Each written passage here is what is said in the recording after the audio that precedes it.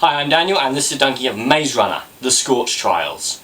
So let's break it down. After having escaped from the maze runners find themselves in a horrifying new world and must attempt to escape from Wicked towards what they hope to be salvation in the arms of a resistance movement. We have seen this year that if you shoot your film as one long chase scene, you can come out with something amazing and wonderful and perfect. Unfortunately, this film is none of those things. I hesitate to even call this a film. This feels like the middle section of a film. Things happen. There's a couple of cool action sequences, there's some beautiful shot chase scenes. It's just nothing happens in this film. I mean, there's more running than an entire series of Doctor Who. There's fight scenes, there's action scenes. Wash from Firefly gets some work, which is nice. It's just... the film begins, they're running. The film ends, they're running. No character really gets developed. Nothing really gets explained. We don't know any more about the world or about the people in the world or the motivations of the characters in the world at the end than we did at the start. We get about half a dozen characters introduced, but that's just sort of it. A chase sequence film works. We've seen it with Mad Max Fury Road.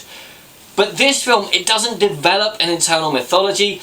It just feels like a placeholder film.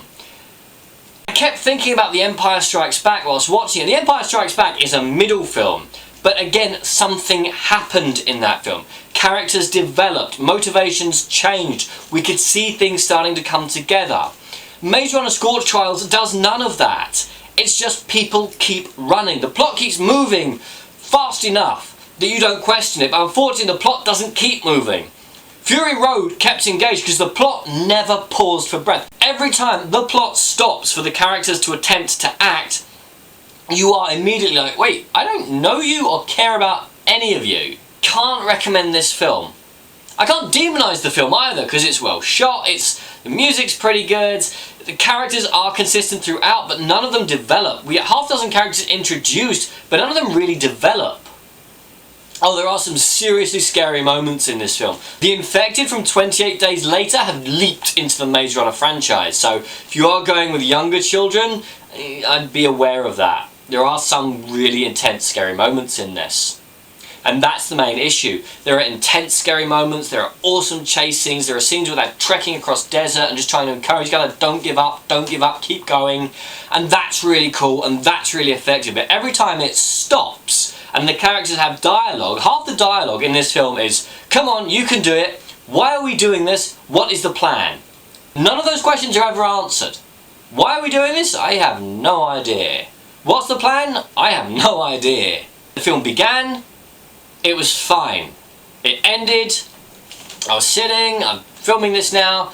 This is a film that I'm getting angrier and angrier and angrier about because I can't rate it as a film. Films have a 3-act structure, a beginning, a middle, an end. This film is a middle, not even a middle, it's the half of the middle where everyone starts running and we realise that the bad guys are bad guys. If you've seen the first one, this is like a darker one. Again, it's The Empire Strikes Back. In the end, it passed 2 hours fairly harmlessly. If you've seen the first one, you've probably already made plans to go and see this. Just be aware, if you skip this one and go straight to the third one, you won't miss anything. This film is if nothing else. If nothing else is on, yeah, fine, go see it. I'm Daniel, this is Donkey. If you enjoyed this video, please like, share and subscribe.